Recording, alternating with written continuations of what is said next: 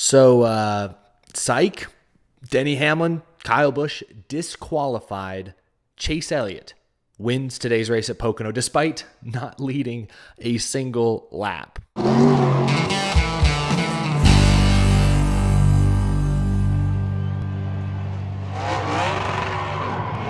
How's it going, y'all? My name is Eric. Welcome to a bonus midnight episode of Out of the Groove. I've taken about 1,000,000 steps. I'm back at this nice Airbnb here, not too far away from Pocono Raceway. I haven't taken advantage of the pool table. Believe me, you do not want to see my lack of skills, but it makes for a classy backdrop. So I've got an early flight. I got to be up at like 4 o'clock in the morning. So I didn't stick around too long after I finished my first Out of the Groove post-race recap show. But boy, I kind of wish I did, because not long after I posted that, NASCAR dropped the hammer on Denny Hamlin and Kyle Busch, the top two finishers in this race. Both Joe Gibbs Racing Toyotas, both have been disqualified. They will be credited with last place and I guess second to last place in today's event, which means Chase Elliott, the third place finisher, gets the win. It's his 4th win of the year. Nobody else has more than 2. So, if Chase Elliott wasn't the title favorite before, he certainly is now. That's first, second, first. His last 5 races. Geez, Louise, he's unstoppable. Even when he gets stopped, like doesn't cross the line first, he still gets credit for it. Like, when you're hot, I suppose. What to make of this? What did NASCAR find? Well, Brad Moran from NASCAR addressed the media after the disqualifications were announced, and here's what he said. The part in question was the front fascia, and there really was no reason why there was some material that was somewhere that it shouldn't have been. One additional note, as reported here by Kelly Crandall, NASCAR says to find this particular infraction, they have to take the wrap off the car, which is done weekly in post-race inspection, but obviously they don't take the wraps off pre-race, which is why it wasn't found beforehand. So still a lot of questions. Don't exactly know what sort of material was there that shouldn't have been. NASCAR did say that Denny Hamlin, Kyle Busch, Joe Gibbs Racing is going to have the opportunity to appeal this penalty. Now, these 2 cars are being taken back to the NASCAR R&D Center for additional inspection. Moran said that as of now, does not expect any further penalties, just the penalties today. Loss of the win, loss of all the playoff points. Hamlin loses 5. Kyle Busch loses the points he would have gotten for winning stages. And that's currently the only penalty. They don't anticipate further penalty, but if they find something else, obviously could get a lot worse. I'll be really curious to see what happens. It doesn't sound like this falls into the category of modifying a single source part.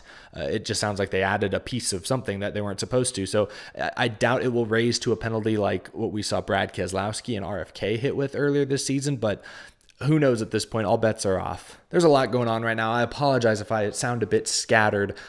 First off, NASCAR only a few years ago began this new rule, this new policy where they would take away wins for disqualifications. We haven't seen it happen in the Cup Series since, I believe, 1960. For the longest time, remember, they would encumber wins where you'd still get to keep the trophy. Your name would still go down the record books as the winner, but you might lose all the points or you wouldn't be able to count those towards your playoff eligibility. That's what we saw for a long, long time.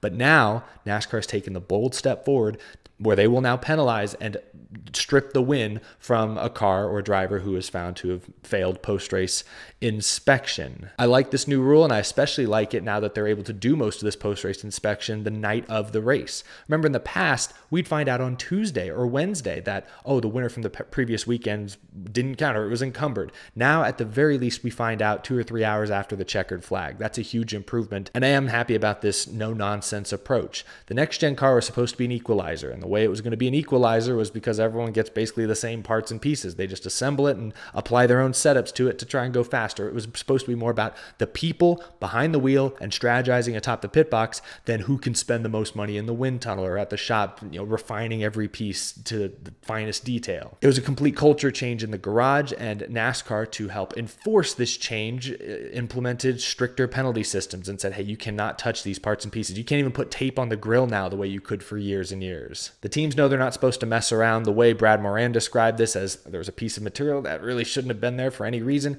I don't think even if Gibbs appeals these penalties, I don't think there's any chance they get overturned. I'm just wondering if they'll get hit with an even more severe penalty. That's when things will really get interesting, if they find something else at the R&D Center, or they decide this does rise close to the level of what Keselowski's team, what RFK did earlier in the season. That's when things will get really interesting. I mean, they're still interesting now, but they'll get even more interesting if something else happens. And the way the last couple weeks has gone, I'm expecting the worst. Anyway, that's the first point, is that this is the first race winner, I believe, to be disqualified in the Cup Series in like 60 plus years. Second, what does this mean for the playoffs? You know, Hamlin, Busch, Elliott, the key players here, all locked in, but Hamlin and Busch losing out on playoff points, especially Hamlin losing out on 5 playoff points that a couple hours ago he thought he had locked up. Would help him catch up to Chase Elliott, who now gets 5 extra playoff points. If Elliott obviously adds to his regular season points lead, now he adds to his playoff points lead. Chase Elliott now far and away is the favorite to make it to Phoenix at this point. I don't think there's anyone close. So